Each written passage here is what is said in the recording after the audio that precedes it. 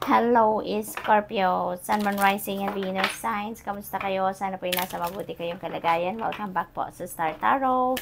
Kung bago kayo dito, welcome din kayo. Thank you sa inyong support. I truly appreciate it. God bless you all po.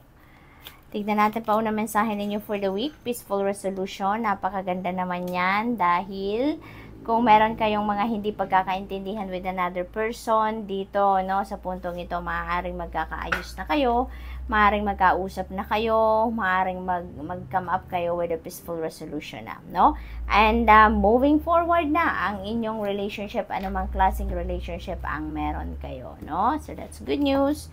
We have perfect timing. Ayan. So parang ano na to, divine timing has come, kumbaga, Scorpio. So, maaring ang iba sa inyo, nagdadasal siguro ng for guidance, nagdadasal siguro kayo ng confirmation, or green light, kumbaga, kung tama nga ang naiisip ninyo, kung nasa right path nga kayo, no?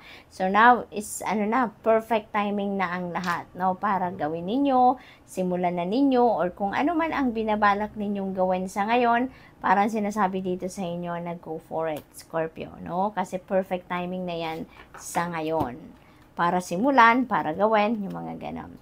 Abundance, napakaswerte naman ninyo pagdating dito sa iba't ibang parte ng buhay ninyo because yung blessing na to, that could come in abundance, no? Yung abundance na to, hindi specific na abundance of money lang ito. So, this could be also abundance of different things, no? Unang-una, dahil nakikita naman ninyo dito sa card na to, yung gold vessel na to, ay may bumabagsak na mga golden coins, diba? So, most likely, merong parating dito sa inyo na abundance of money, no? Abundance of money for others of you, or maybe, pwede rin naman na may abundance of money na kayo, meron pa kayong abundance of energy, abundance of time, abundance of friendship, abundance of love. It could be also abundance of anything, no? Na kung ano ang gustong ibigay sa inyo ng universe ngayon, that's gonna come in abundance.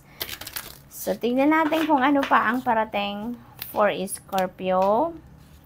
We have someone new is coming. Ayan na, meron din parating dito na bagong tao sa buhay ninyo. Merong magiging bagong parte kayo ng buhay ninyo. And an important new relationship is on the horizon. Open your mind and heart so that happiness can enter your life. Maaring yung someone new na to could be a new love interest ninyo. Maaring makakarelasyon ninyo ito romantically. Maaring ganon, maaring ang iba sa inyo dito, if you are single, maaring papasok na kayo sa isang romantic relationship ngayon. Bagong romantic relationship. Maaari din naman na bagong bagong kaibigan. Maaari din ganon, Someone new is coming. So, it could be a new friend, it could be a new business partner, it could be love and romantic na relationship ang papasukin din ninyo dito, no? We have let it go. This situation is no longer serves you. Allow me to sever your energetic connections to the past so you can embrace the future. Ayan, so as you enter a new relationship dito, no, meron din kayong kailangan munang i-let go. At tutulungan kayo dyan ni Archangel Michael na maputol na ang cords ninyo, no, diyan sa inyong mga nakaraan. Nang sa gayon, mas magpapasok kayo dito sa bagong sitwasyon na talagang malinis ang path ninyo. Wala na kayong bagahe, wala na kayong mga bubog pa ng inyong mga nakaraan, ano? So, what else? Your loved ones are safe, kaya wala kayong dapat na ipag-alala, okay? Ito rin, let go of your fear and worry for your loved ones, no? Because I am looking after them. Yun ang mensahe sa inyo ni Archangel Michael, no? Na huwag kayong mag-alala dahil binabantayan niya, he is keeping your loved ones safe, no? Kaya wag na kayong masyadong mag-worry about your loved ones, about sa mga mahal ninyo sa buhay, mga anak ninyo. Siguro nasa malayong lugar kayo, Scorpio, at hindi ninyo kasama ang inyong mga anak, hindi ninyo kasama ang mga magulang ninyo or asawa ninyo, boyfriend, girlfriend, yung gano'n, na maaaring hindi kayo hindi kayo malapit geographically, no? Kaya hindi kayo masyadong nagkikita, kaya kayo ay nag-aalala. But dito, your loved ones are safe. Yan ang guarantee sa inyo. What else? We have solutions. Ayan, meron tayong peaceful resolution dito. Meron din tayong solutions dito sa card na to. So, kung ano man yung mga pag-uusapan ninyo ngayon, transactions, negotiations, no? You will come up with a successful transaction dito. May magandang resulta ang pakikipag-usap ninyo na ito, no?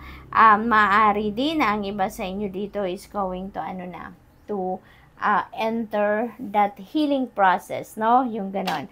Maaring nanggagaling kayo sa isang sitwasyon, it could be a relationship, na ngayon parang medyo nakakapag bukas na kayo ngayon ng sarili ninyo, ng puso ninyo para sa acceptance, sa forgiveness. That's why you are on the road to your healing process na, kumbaga, no?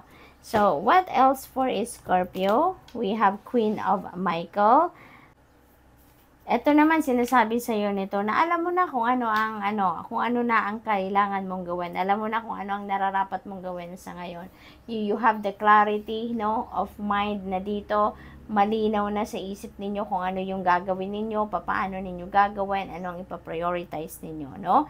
Kasi na kayo marami na din kayong experiences in the past, and ngayon natuto na kayo. Alam niyo na, marami ng wisdom kayo and learnings in life, at ina-apply ninyo yan ngayon sa inyong mga sitwasyon, no?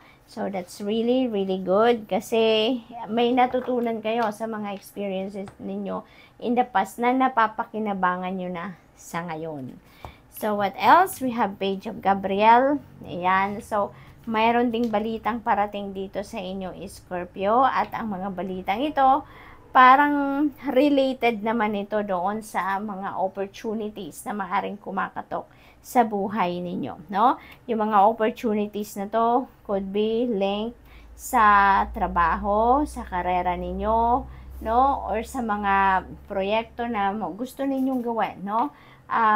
Parang meron dito mga opportunities na magbibigay sa inyo ng pagkakataon para magawa ninyo talaga kung ano yung mga gustong-gusto ninyong gawin. Yung passion ninyo, yung whatever you love to do, no? Parang nandito na yung opportunities na to. Yun ang mga balitang parating sa inyo sa ngayon. So, Scorpio, good luck, and that's all I have for you for the week. Thank you for watching. Love and light. Namaste.